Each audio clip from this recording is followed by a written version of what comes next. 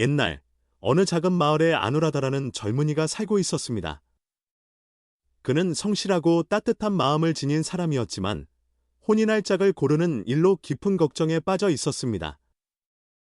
마을에서는 혼인을 고를 때 집안 배경이나 살림이 중요하다고 여기고 있었고, 주변 사람들도 잘 살려면 조건이 좋은 상대를 택하라고 줄곧 말해왔습니다. 어느 날 아누라다는 마을 어른에게서 위대한 스승인 붓다가 가까운 숲에 머물고 있다는 이야기를 들었습니다. 마음의 짐이 무거웠던 그는 붓다를 만나 고민을 나누어 보겠다고 결심합니다. 어떤 기준으로 평생을 함께할 짝을 골라야 하는지 직접 묻고 싶었던 것이지요. 다음 날 이른 새벽, 아누라다는 숲으로 향했습니다. 나뭇잎 사이로 스며든 햇살이 땅을 비추는 가운데 그는 고요히 앉아있는 붓다의 모습을 발견합니다. 그리고 떨리는 마음으로 자신의 고민을 털어놓았습니다. 저에게 진정으로 어울리는 짝이란 어떤 사람일까요? 제가 어떤 기준으로 고른다면 평생 행복을 함께 누릴 수 있을까요? 붓다는 조용히 고개를 끄덕이며 약간 미소를 지었습니다. 그리고 진정으로 중요한 것이 무엇인지 아누라다에게 이야기하기 시작했습니다. 아누라다는 지금까지 마을에서 들어온 행복한 부부가 되려면 살림이나 집안 배경이 잘 갖춰져야 한다라는 말을 믿어왔지만 그저 그것만으로는 마음이 놓이지 않는다고 솔직하게 털어놓았습니다. 그동안 보아온 몇몇 부부는 재산이 넉넉해도 다투기만 하거나 지위가 높아도 외로움을 느끼는 모습을 보여주었습니다. 어떻게 하면 늙어갈 때까지 평온한 삶을 함께할 짝을 찾을 수 있을지 전혀 모르겠습니다. 이 말에 붓다는 다정한 눈빛으로 아누라다를 바라보았습니다. 그리고 조용히 물었습니다. 아누라다여, 만약 돈도 지위도 집안도 다 갖춘 사람이 늘 화를 품고 있고 남을 해치는 마음을 지녔다면 그를 짝으로 삼겠는가? 아누라다는 잠시 생각하더니 이렇게 답했습니다. 아니요. 그러면 제 삶은 고통스러울 것입니다. 붓다는 다시 물었습니다. 그렇다면 겉모습이나 지위가 그리 눈에 띄지 않아도 배려심이 깊고 다른 일을 귀히 여기며 고마움을 아는 사람이 있다면 어떠하겠는가? 그 질문에 아누라다는 눈을 크게 떴습니다. 그런 사람과 함께라면 마음이 편안할 것 같습니다. 하지만 그런 사람을 어떻게 찾아야 할지 모르겠습니다. 아누라다는 지금까지 자신이 중요하게 여겨온 기준이 얼마나 겉으로 드러나는 것뿐이었는지 깨달았지만 동시에 구체적으로 어떻게 해야 할지는 떠오르지 않아 혼란스러웠습니다. 한참 동안 아누라다의 이야기를 들은 뒤 붓다는 조용히 입을 열었습니다. 아누라다여, 사람들은 잘 살려면 무엇을 구해야 하느냐고 물을 때 자주 바깥에 있는 것들에 눈길을 돌린다. 그것은 가문, 재산, 지위, 혹은 외모 같은 것이다. 하지만 그런 것들은 모두 언제든 바뀔 수 있는 것이며 영원하지 않다. 오래 함께하는 데에는 변하지 않는 무언가를 찾아야 한다. 아누라다는 붓다의 말에 깊게 빨려 들어갔습니다. 변하지 않는 것이란 어떤 걸까요? 그러자 붓다는 잔잔한 목소리로 답했습니다. 변하지 않는다는 것은 마음의 바탕을 가리킨다. 이를테면 어질고 따뜻한 마음, 고마움을 잃지 않는 마음, 함께 어려움을 이겨내겠다는 의지, 그리고 사람을 헤아리고 보듬는 태도 같은 것이다.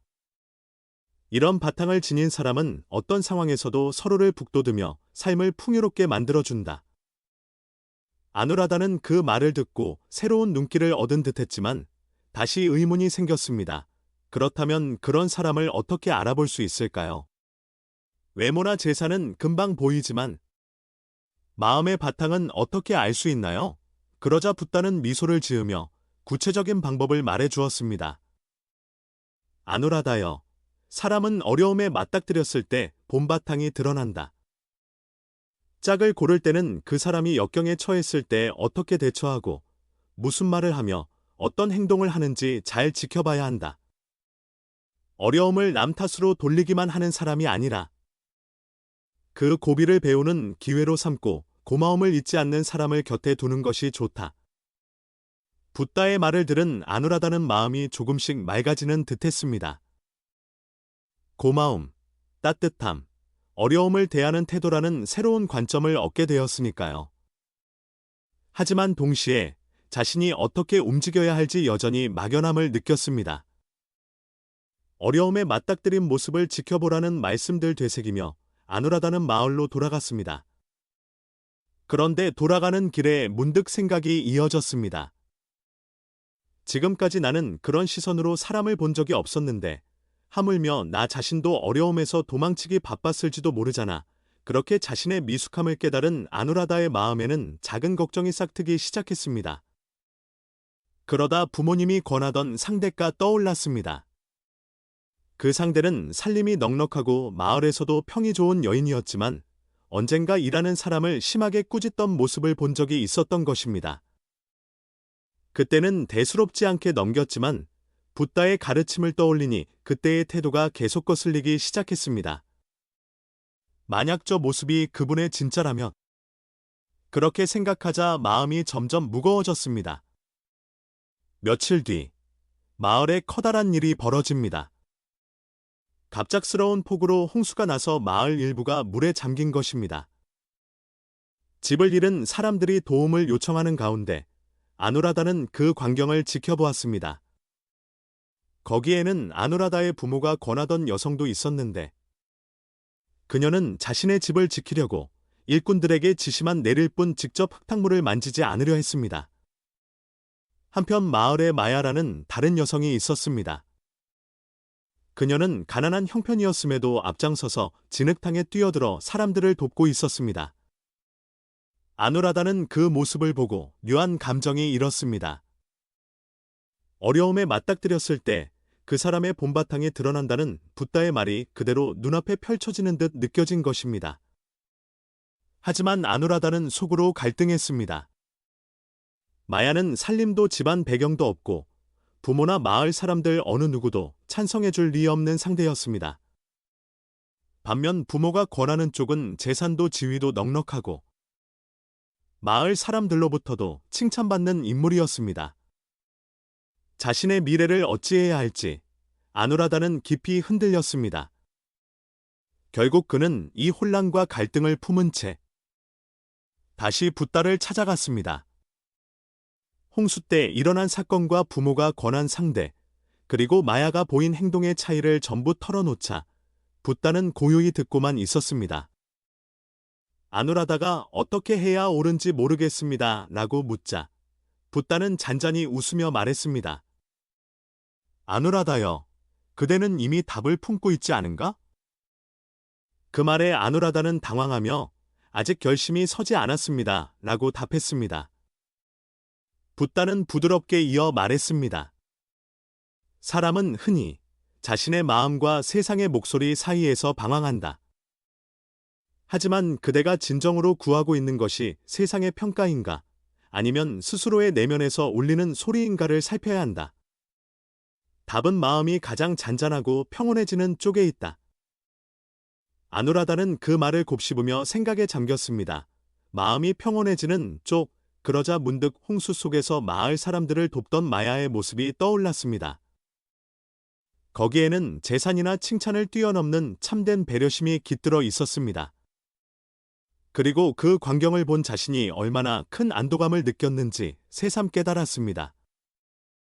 붓다는 말을 이어갔습니다. 누구든 인생에서 큰 선택을 앞두면 확신하기가 쉽지 않다. 하지만 길고 긴 삶을 함께 걸어가는 동안 변하지 않는 것을 지닌 사람과 있을 때에야 비로소 마음이 흔들리지 않는다. 그 변하지 않는 것이란 남을 헤아리고 보듬는 따뜻함, 역경을 이겨내는 굳셈, 그리고 고마움을 잊지 않는 태도다. 이 말을 듣는 동안 아누라다의 마음은 서서히 밝아졌습니다. 그의 안에서 답이 조금씩 보이기 시작했던 것입니다. 마야가 보여주는 마음씨가 자기에게 얼마나 귀중한 것인지 깨닫게 되었고 그 선택에 대해 비로소 희망을 품을 수 있었습니다. 아누라다는 깊이 머리를 숙였습니다. 그리고 붓다의 가르침을 가슴에 새기며 자신의 마음에 솔직하게 살기로 결심했습니다.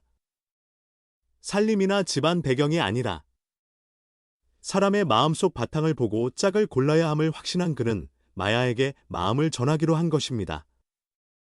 그러나 그 길은 결코 쉽지 않았습니다. 아누라다의 결정을 들은 부모는 강하게 반대했습니다. 마야 같은 가난한 집안의 딸과는 너의 미래가 행복하지 못할 것이다. 마을 사람들 사이에서도 손가락질을 당할 게 뻔하다. 부모는 소리를 높였습니다. 게다가 부모가 권하던 부잣집 여성도 직접 아누라다의 집에 찾아와 말했습니다. 나는 이미 당신을 도울 마음이 되어 있습니다. 재산도 지위도 전부 나눌 수 있어요. 당신은 그걸 내던져 버리면서까지 저 여자를 택하겠다는 건가요? 아누라다의 마음은 다시 흔들렸습니다. 부모를 저버리는 듯한 죄책감, 마을 여론에 대한 두려움, 그리고 마야를 택했을 때 펼쳐질 미래에 대한 불안까지 겹쳐서 또다시 선택을 확신하기 어려웠습니다. 그러던 중 마야는 마을 한 사람이 병으로 쓰러졌다는 소식을 듣고 자기 일처럼 헌신적으로 간호해 주었습니다. 그녀는 아무것도 바라지 않고 그저 그 사람의 고통을 조금이라도 덜어주려 애쓰고 있었습니다. 그 모습을 본 아누라다는 문득 붓다의 말을 떠올렸습니다. 어려움이 닥쳤을 때 사람의 본바탕이 드러난다. 그리고 그 순간 예전부터 이미 마음속에 떠올랐던 답을 확실히 깨달았습니다.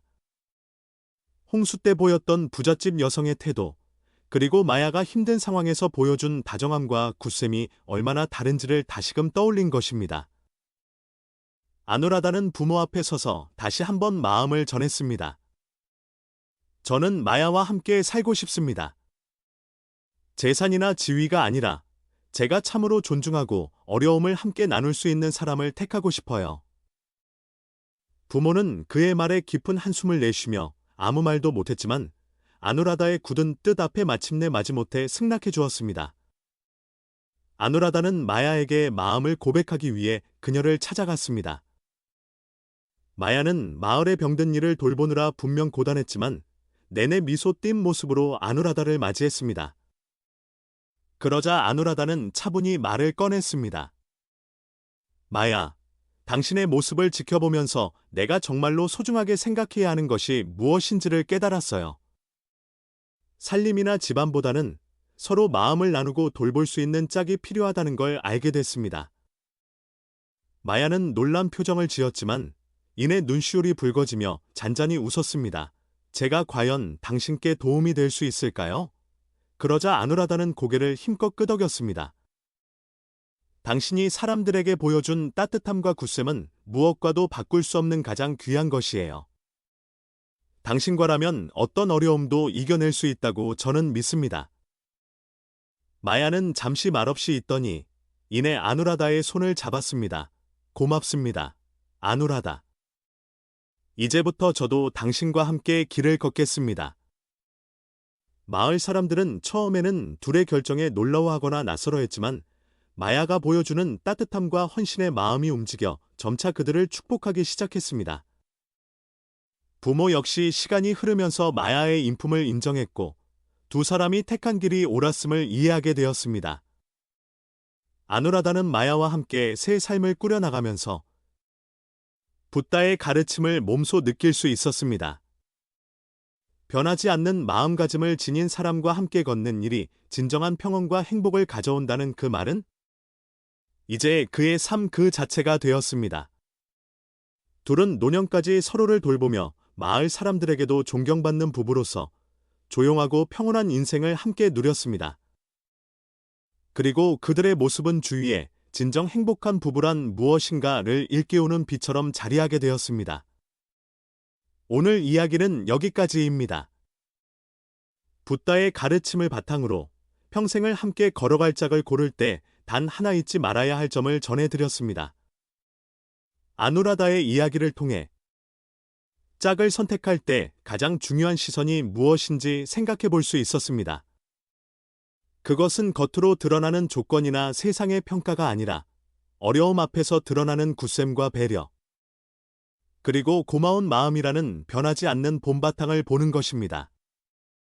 이런 마음가짐을 지닌 사람과 함께라면 어떤 시련이라도 헤쳐나가며 평온하고 행복한 인생을 쌓아갈 수 있습니다. 혹시 지금 짝을 고민하거나 이미 함께 살고 있는 사이에서 어려움을 겪고 계신다면 오늘 이야기가 조금이라도 도움이 되었으면 좋겠습니다. 그리고 우리 역시 스스로의 마음 속에서 따뜻함과 고마움을 기르려 애쓰는 것이 행복한 관계의 첫걸음이라는 점을 기억해 주시기를 바랍니다. 이 이야기가 마음에 드셨다면 좋게 여겨주시고 생각이나 느낌을 아래에 남겨주시면 고맙겠습니다. 앞으로도 붓다의 가르침을 통해 마음을 보듬고 삶을 풍요롭게 하는 이야기를 전해드릴게요. 다음에 또 뵙겠습니다.